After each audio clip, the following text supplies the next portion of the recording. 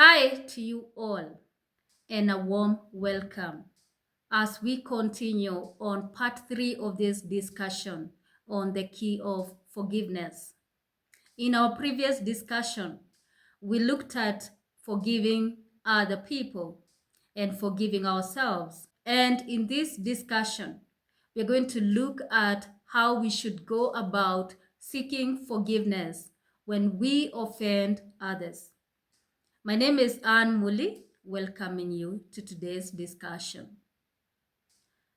So, when we wrong other people, when we go astray and stumble, and we wrong God, what attitude should we maintain or should we have?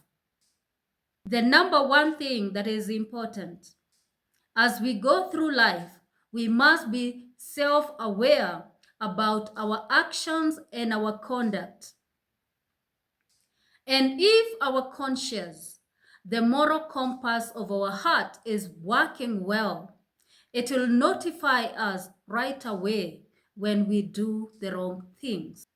Number two, in life, we should always understand how our behavior and our conduct is affecting other people.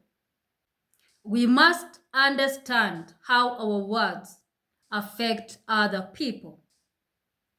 And one of the ways that we are able to understand that is by the feedback that we receive directly from those we have offended or affected negatively, or indirect feedback from other people.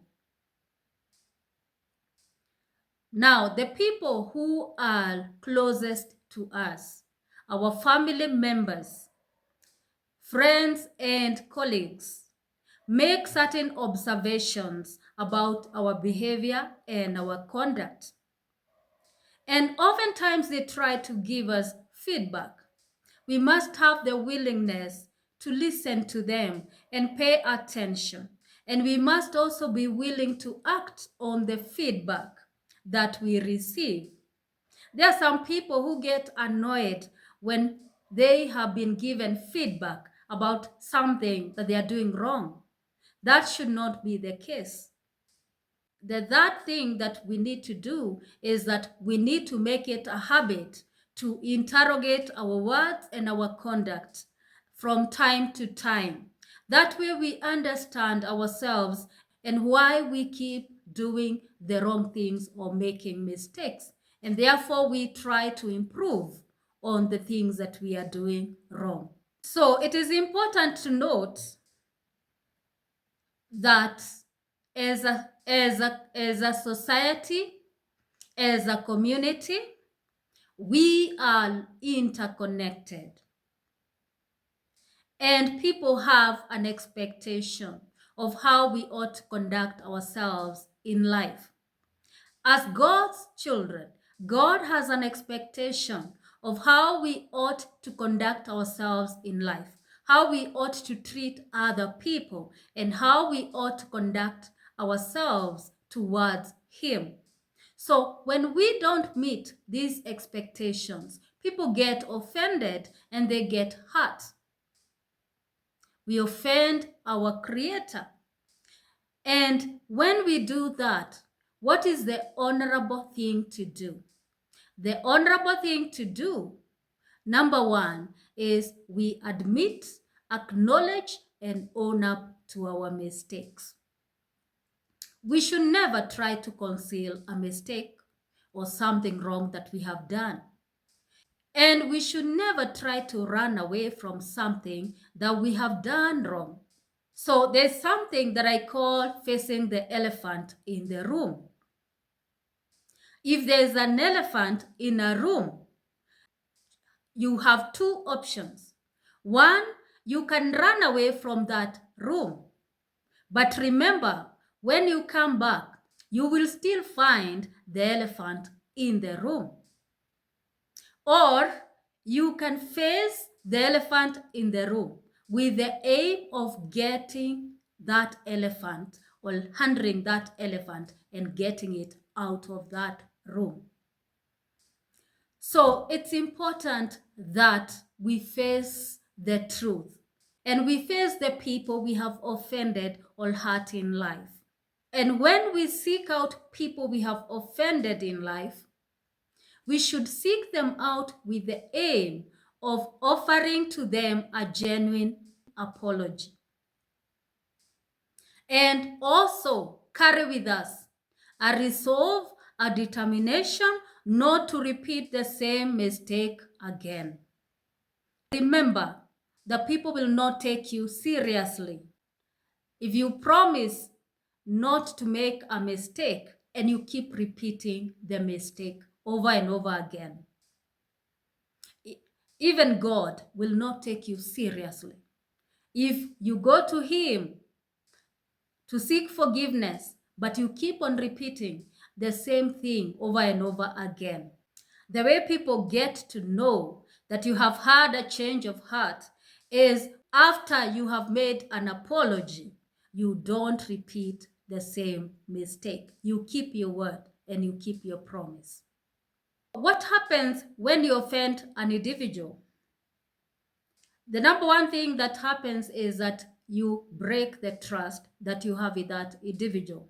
Now, let's remember that the foundation of any healthy relationship is built on trust. So when you offend people or hurt people, you break the trust. And they have a big problem trusting you again. Remember that trust is earned. So it will take a greater effort to be able to earn back their trust.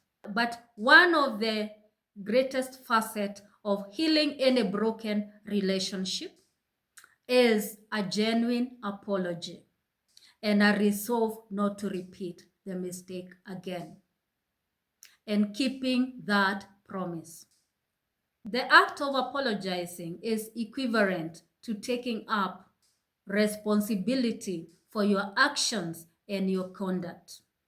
It helps in healing relationships. It helps in the reconciliation process.